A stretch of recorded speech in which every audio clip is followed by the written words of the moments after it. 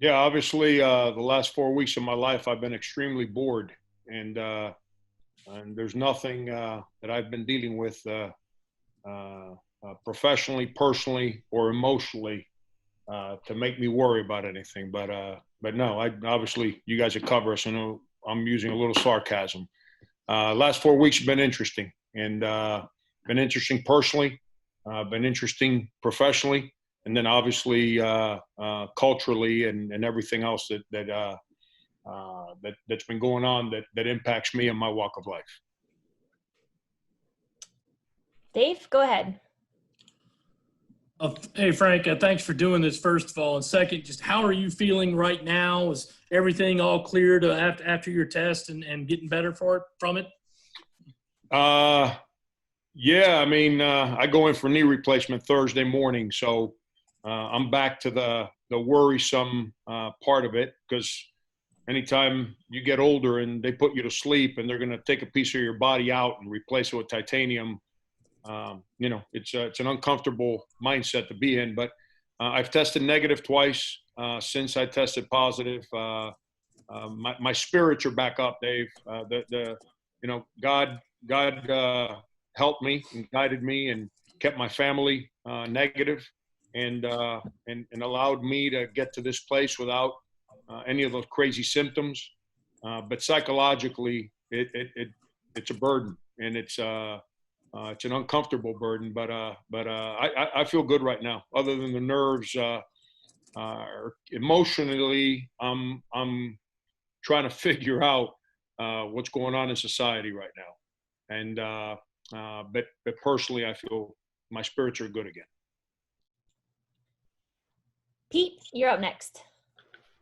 Hey, Frank, thanks for doing this. I'm glad you are feeling okay now and have gotten through it. You talk about society and what we're going through. Have you been able to chat with your guys a little bit about how they're feeling right now when we see what's going on across the country? Absolutely, Pete. I've been doing that my whole career. Yeah. It's not something I started last week or 2 years ago or when the situation in Ferguson. It's what I grew up seeing. So I've been battling this with everyone in my neighborhood because I'm a big believer that there's two kind of races in this country. Some people run the 100-yard dash, and other people like me, we run the 100-yard hurdles. And it's what I've always said. Some people have obstacles to get to the finish line, and somehow, some way, you got to deal with the obstacles and get to the finish line when you come from certain places or you look a certain way, and that exists. And I don't care what anyone says; it's out there. I've lived it. I felt it, But I also believe in this country. And that's where my conflict comes. I believe in everything this country stands for. I believe in the progress that is made in this country during my time on this planet, let alone over the past 100 years. So I've got internal conflict all the time because there's a lot of good, but there's also some ugly. But I talk to our team about that all the time. The hardest thing with players, especially this age group, is them allowing themselves to let you into their core. That's the hardest thing there is to do with kids. It's hard to do with my children. It's hard to do with my players. It's the hardest thing to do.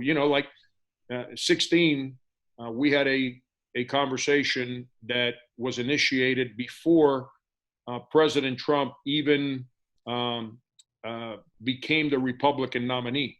And it wasn't about President Trump. It was just about the issues that we had because of the killings in Charleston and the situation in Ferguson. And that's where it started.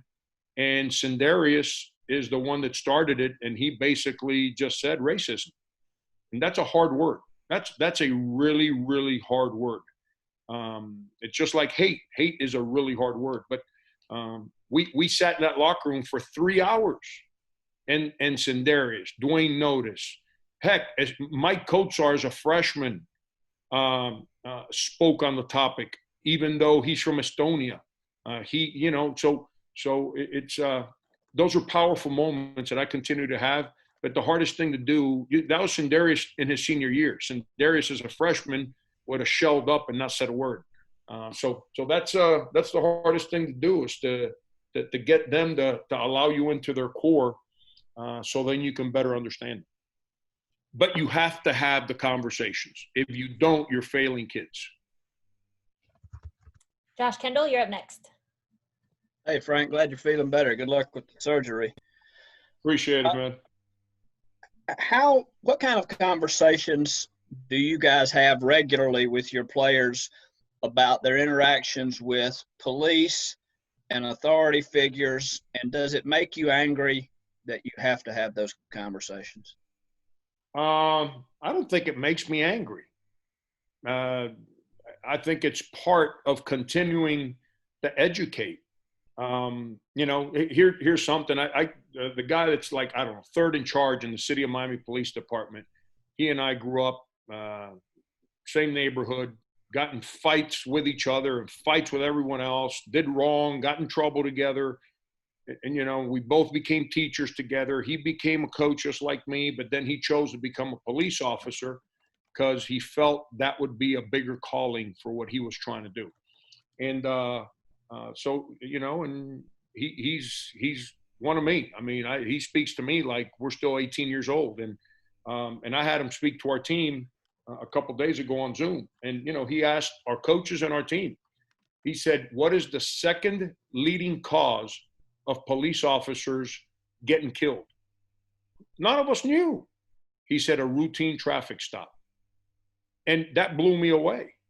So that tells me that it's a big responsibility of mine to make all my players, whether they're white or black, because we can get stopped for an expired tag. We can get stopped for speeding. We can get stopped for reckless driving. We can get stopped for racial profiling.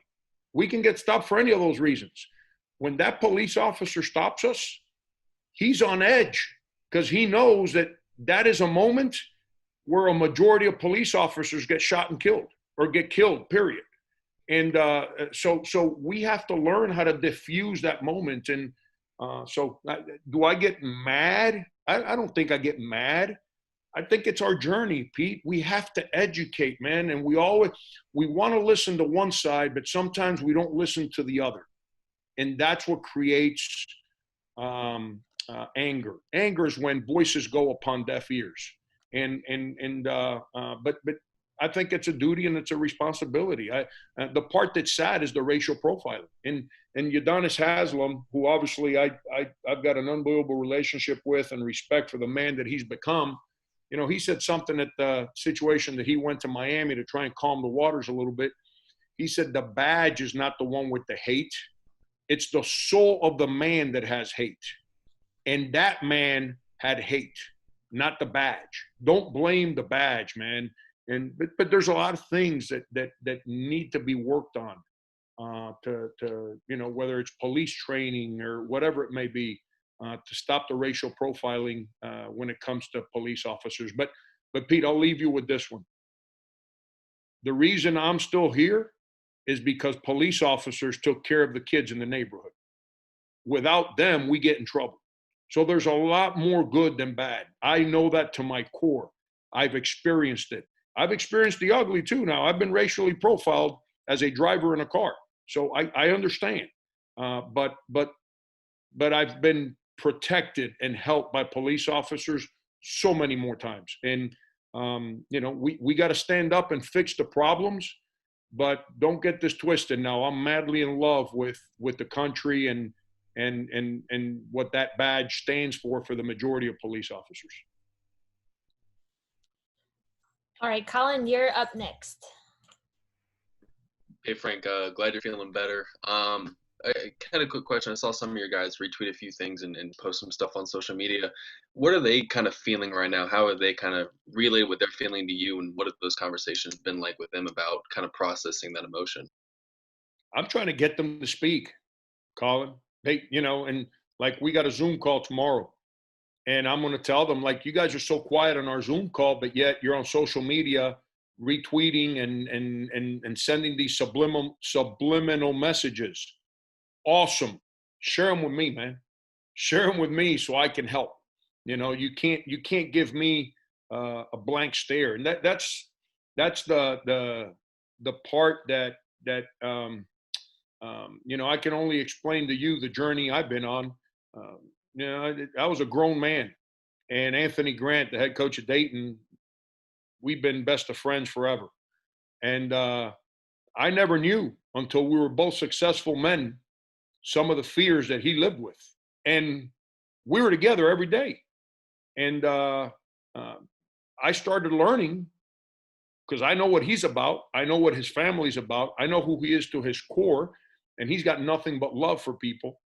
But there's certain fears that I learned from him when we were both grown men. It's important that we communicate that to the people that are around us, so we can best understand one another. And that's the biggest deal. And I get the frustration part. I used to be a have-not. I was a have-not for the majority of my life. And now, because I'm a head coach, everyone thinks I'm a have. The only thing that we have in common, it's what I try to tell players, is the people that come from the have-not place.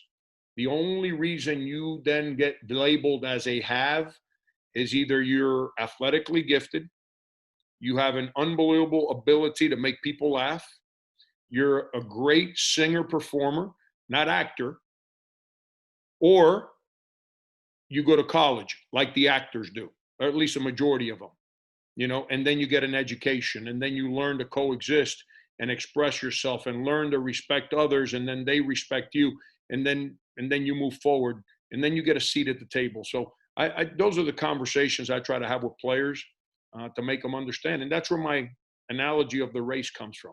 Some people run the race without anything in front of them. Some of us have to get over, through, and under objects to get to the finish line. And and it's part of it. And it's better now than it was 20 years ago. It's better now than it was 10 years ago. Heck, it's better now than it was 5 years ago when everything happened in Ferguson. The number of issues with police officers and especially black males, that number continues to go down because the police departments are working at education. But unfortunately, we're still close enough to the bad that there's some folks that still have that hatred in them. And we got to keep trying to figure out a way to eradicate that and drown that. It's what I try to tell the players, Colin. That's the conversation that I try to create with them.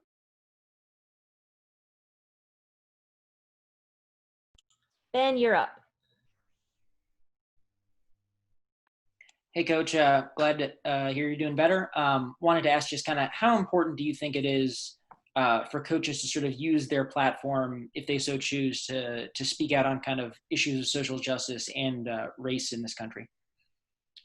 I think we all have to be comfortable in doing whatever it is that we need to do.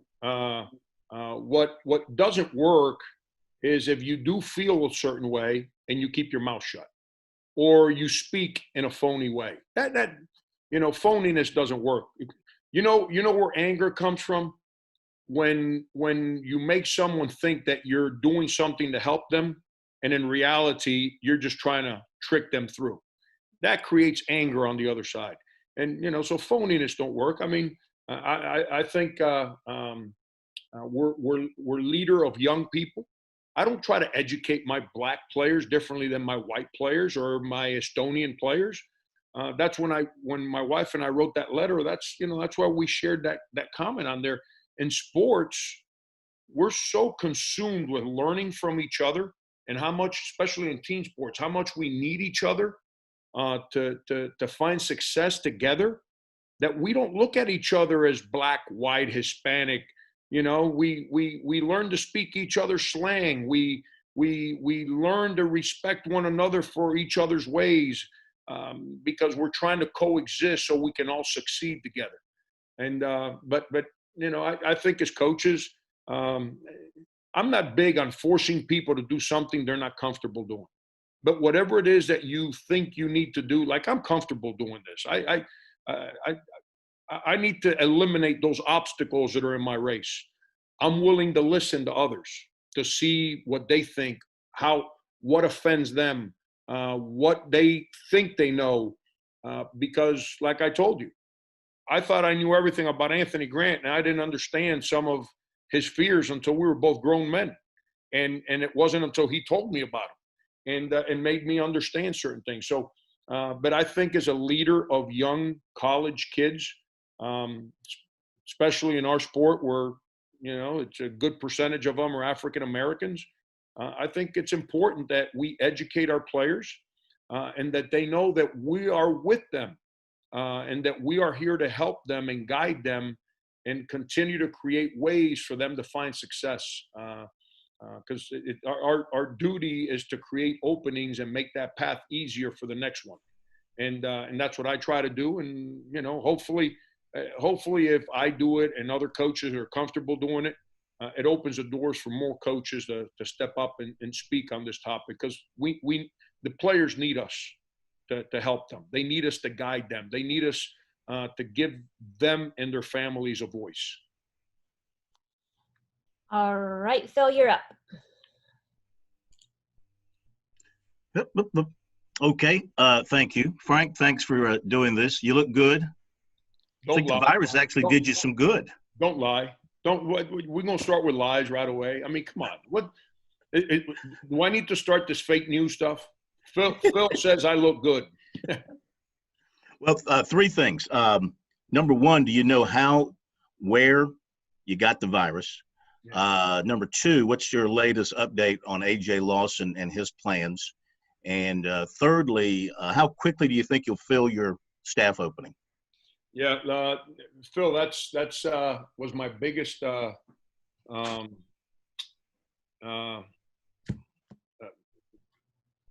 unsettling feeling, is that we as a family took unbelievable care of how we handled this whole lockdown. We go to Publix. We took care of what we did. We stayed away from people. We didn't go to anyone's house. We didn't have anyone over our house. We kept our children in the house. Heck, my wife and I literally had to fight our 21-year-old because he wanted to be a 21-year-old. And we had to make him understand, if you're going to be in this house, you're not getting us sick. You got to stay here. And I played golf 4 or 5 times during that time. And you got your own cart. I played with one of your favorite people most of the time, Eddie Fogler. And, we all keep our distance from each other to respect the fact of the unknown. When I went to take the test, I was consumed with the knee surgery, and I feared having that thing stuck in my nose because I saw the way it looked on TV and it looked barbaric. The last thing on my mind, because we had been so careful, was that I was going to be positive. And when I got the call 2 days later, it just floored me. It absolutely floored me. And I probably handled it wrong with my family, because I was on the exercise bike working out when I got the call, and my wife happened to be walking out. I told her, and I walked in the house, and my kids were eating lunch, and I just laid it on them like we were talking about going to the park. And so I freaked everybody out, which compounded the whole problem. But I was freaked out. I couldn't believe it. But so no, I have no idea. Number two, AJ, the decision to stay in the draft or come back was supposed to be tomorrow. Obviously, that deadline's been extended to an undetermined date. The NCAA is waiting for the NBA to officially make a decision on their draft. We talk almost daily. I talked to him earlier today. As of right now, our players are due back on campus on June 29th to start the whole testing, putting in bubble, and his plan is to be here on June 29th, unless something changes. But and then the last part, I've been having conversations with PC for about a month, and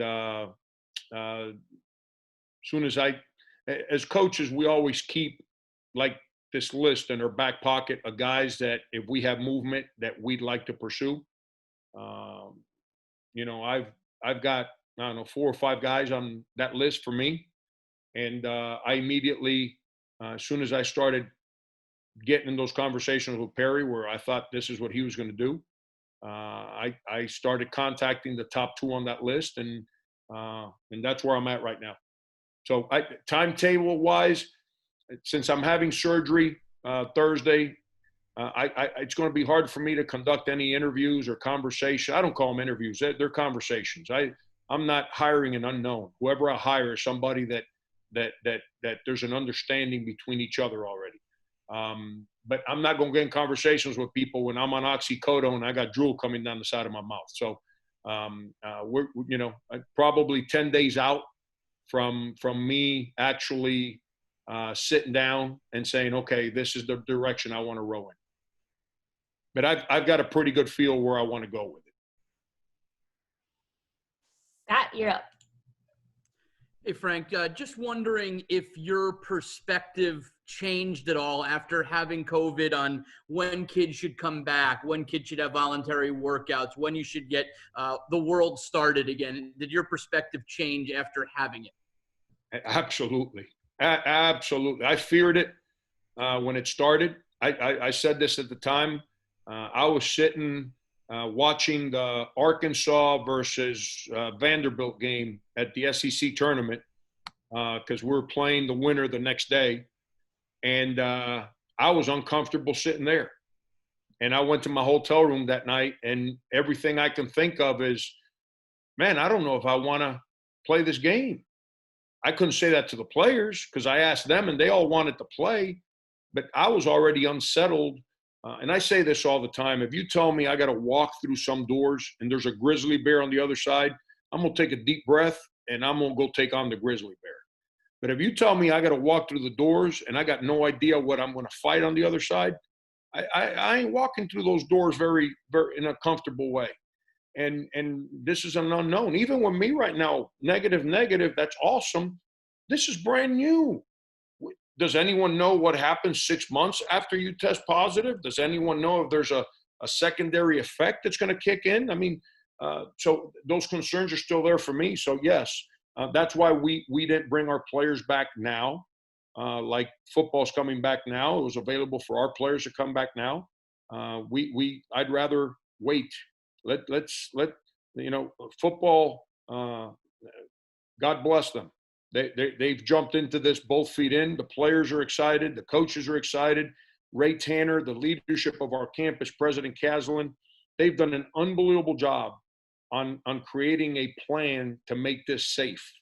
And there's a vision in place. That's why working for those guys is so awesome, because they don't just draw straws from a hat or whatever. They actually put things in place, and there's a belief, and then there's a secondary plan. And so I'm excited to see how the football thing takes place, but we'll wait till July to figure out how we're going to handle this. But yes, my initial reaction was I can't wait. And when I found out, I stepped back and I said, what am I going to tell a parent if their child comes here and gets infected, and God forbid they go home for August and they infect their family? I don't know what I do. I'd rather, like everything I do in my life, I'd rather be safe than have to call and say I'm sorry. Some people rather say I'm sorry and say the hell with it. I'd rather be on the safe side. Cam, did you have a question? No, they got me. I'm good. Okay, great. Dave, go ahead. Frank, we've seen some incidents this past week where, some young people have posted some social media things they probably regret. It happened at USC, Cardinal Newman across there. Is that something that you warn your players about or have to take heed of yourself by saying something maybe when you're angry and then thinking better of it later on? Social media, all social media is for teenagers is what social was before. They used to go get in trouble on the street, at the mall, at the park. Now they get in trouble on social media because they stay on social media.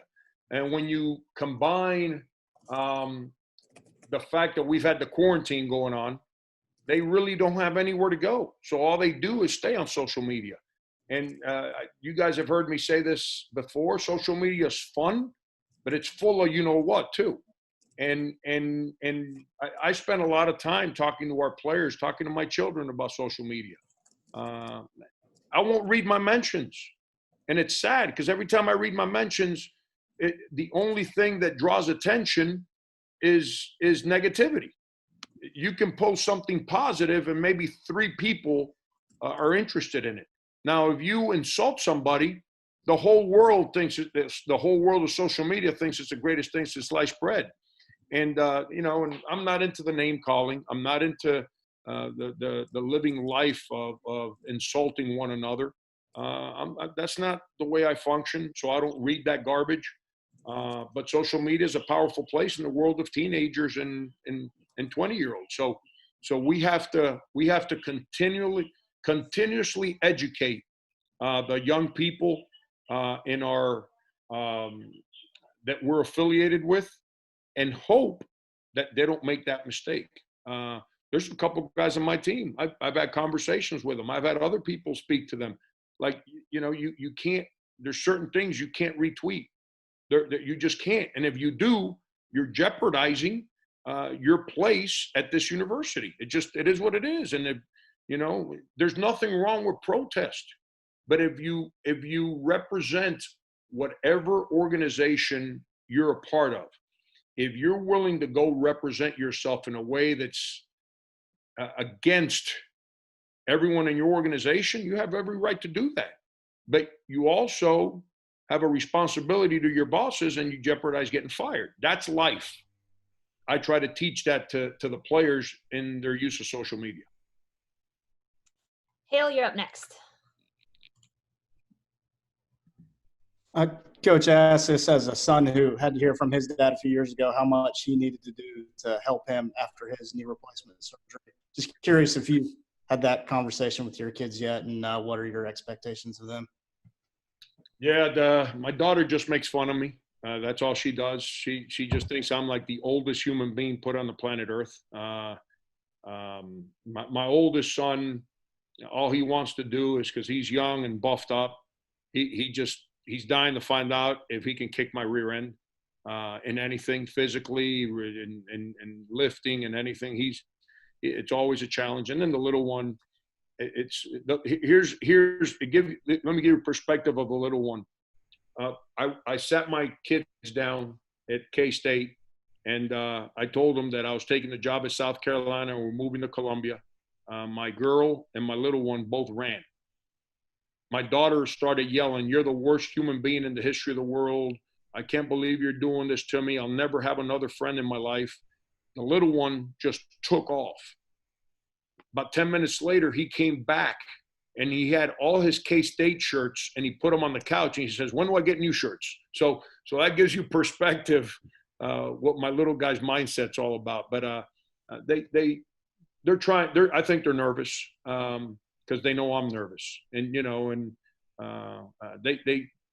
you live with people, you can feel them. You know when they're nervous, and you know, and they know I'm nervous about this, and so I think all their jokes and all that stuff is coming from a place of nerves right now because they feel me. All right, and Colin? Right, kind of circling back to the assistant a little bit. Just first of all, what did PC mean to you and to this program for however long he was here? And when you're looking to hire a new one, what kind of qualities are you specifically looking for when you're trying to hire somebody, and kind of what are you focusing on during that interview or conversation? First of all, PC, I mean, you know, what he's done for so many young people, young coaches, young players, everywhere he goes, they win. You know, it's there's a reason for that. It's he's an unbelievable human being. He's got one of the best hearts of any person I've ever come across, let alone coaches. All he does is care for people. And now his first year here, he came in my office. We're in the middle of the season, and I think you guys can remember we used to lose a lot back then. And he walks in my office and he says, "You all right?"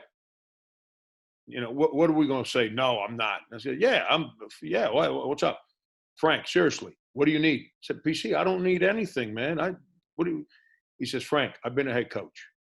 People only give you their problems. Nobody ever asks to make sure that you're okay. And I started laughing. And then he sat down and we had like a long conversation.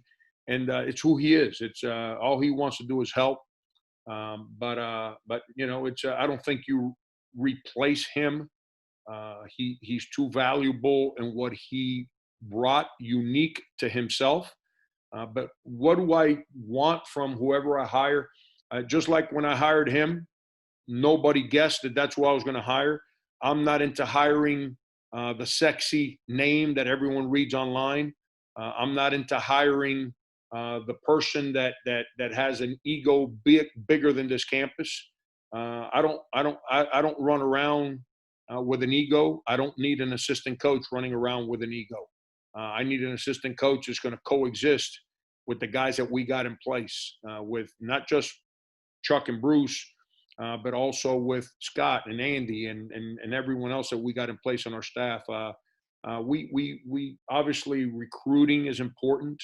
I got to find a guy that recruits like me. I'm not going to cheat, so I can't go get me a guy that's going to be a hustler, that's going to just deliver players. That's the biggest bunch of grub I've ever heard in my life. You know, it's got to be a guy who rolls up his sleeve and he's willing to recruit the way we recruit, which is patient and not recruit off a scouting report, not recruit off a player ranking list, but recruit the player that he sees, develops, grows, and fits into how we do things.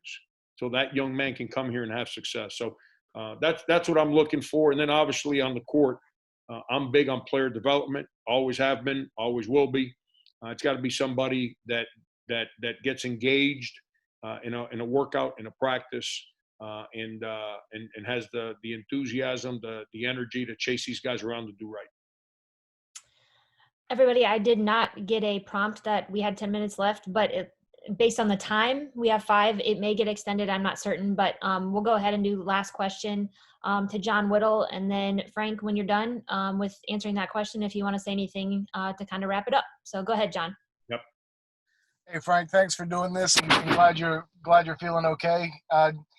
You talked a lot last year that Scott Greenwald always gives you a pretty good idea of how your team is going to be based on the work over the summer. Yeah. Given that the summer is obviously going to look a lot different, do you think you'll have a feeling of how your team's going to be before you actually get onto the court in September, October? Or how do you think that this is going to kind of play out from a basketball on-court standpoint? It's the great unknown, John.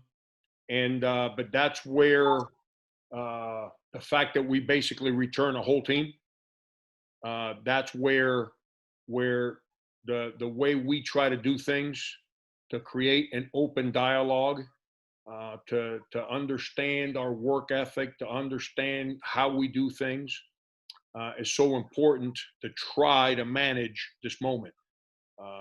I have a lot of faith in the guys on our team. I have a lot of faith in the players in place, their character, their talent, their enthusiasm for the uniform, and their love to play the game. I've got a lot of faith in that. They get along. It's not like they're going to stop getting along because we're all home. You know, it's but there's a lot of unknown. I don't. This is the way they used to do it before I got into college, which when the semester ended in late April, early May, the coaches said sayonara, and everyone left, and you reported again in August, and there's no one on campus in the summer. But since I've been a head coach, your whole team's on campus the whole summer. So it's a little different. It's a little different, but the unity of our staff, I think, will be extremely helpful. The fact that we got a lot of guys back, like we had a lot of first-year guys back, and with all due respect to everyone that's taking grad transfers and all that, those guys are all used to doing things differently. That takes time. It's everyone thinks it's just a talent. Yeah, talent's part of it, but talent might get you through the first week, and then the crap gets real, and then you need everything else on top of talent, and the talent gets in the rear, in the backdoor seat or whatever you want to call it. And so it takes time to build a team because you got to make everything connect, and it's not just a talent thing. And so there's a lot of unknown, expecting having to depend on a lot of freshmen. I think it'd be really, really interesting, especially early in the year. But the fact that we got everybody back, I think that we all understand each other, and we'll do our best to adapt. Frank, Phil has one more question, so we're gonna see if we can fit that in. And I'll then be quick. I know I'm never quick. I'll be quick. Okay. Go ahead, Phil.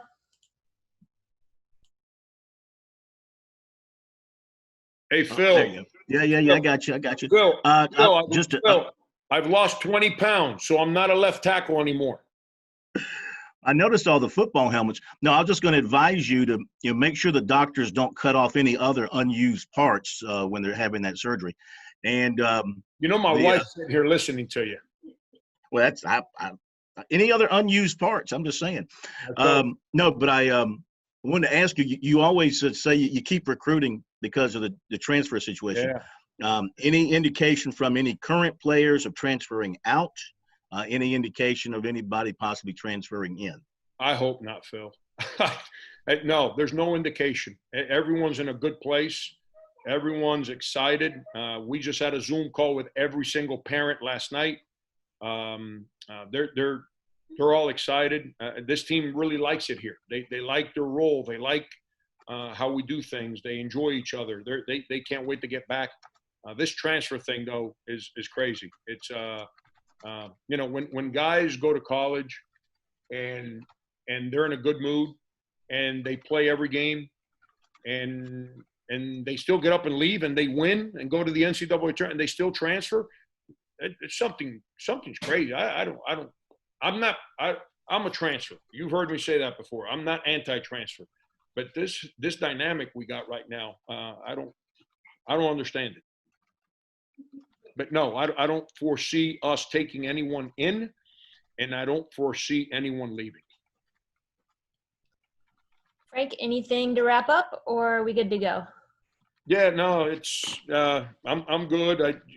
I'll be out of pocket for a while here, just because trying to put two sentences together when you're on Oxycontin, whatever that oxy stuff's called, is not very productive. But if you guys need me, I'm here.